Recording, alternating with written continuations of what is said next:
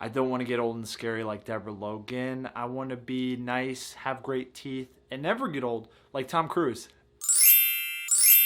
What's up, guys? J-Mark Schwarzentrooper here. This channel is all about movies and comedy, so if you love movies, love to laugh, consider subscribing. The Taking of Deborah Logan stars Jill Larson as Deborah Logan and Ramsey as her daughter Sarah Logan, and the movie's about an elderly woman battling Alzheimer's disease, agrees to let a film crew document her condition, but what they discover is something far more sinister going on. Taking of Deborah Logan is an okay found footage movie with some really high highs and some things that really drag the movie down. So what were the things that I liked about the movie? First and foremost was the idea of Alzheimer's explored in a horror movie. It's not something I've really seen before, and it taps right into the vein of our fear of getting older. Like, speaking for myself, I don't visit nursing homes. Like, a lot of times I don't really want to think about getting older, but it's something that's going to happen to all of us. And so sitting in this extreme case of somebody just withering away, the ideas that are explored in the movie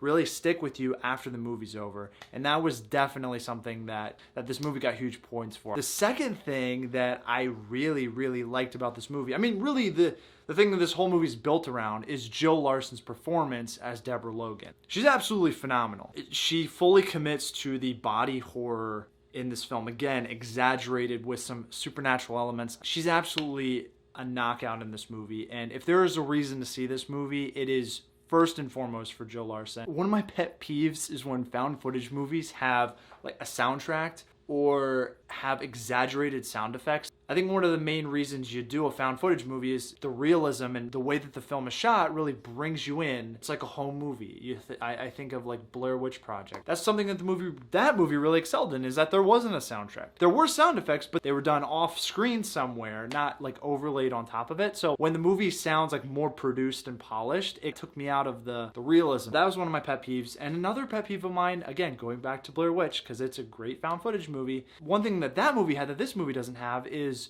in Blair Witch, you really care about the camera crew. In this movie, you really don't care about them at all. They have some realistic reactions to the things that are going on, but primarily what they're talking about is, we want to raise, or we want to get out of here because this is an insane situation. There wasn't really much drama amongst the camera crew, and I felt like that was a real missed opportunity. That's definitely something that drags the movie down a bit. And the third and probably major thing is that maybe I'm retarded, but I saw this movie like an hour ago and I already forget the story. The story is really nothing to write home about. I found the story pretty forgettable. All in all, I'd say this is an okay to good horror movie with some very high highs. Definitely let me know in the comments down below what you thought of the movie. If you've seen it, you end up watching because of this review, definitely be interested to hear your thoughts on it. That's it, guys.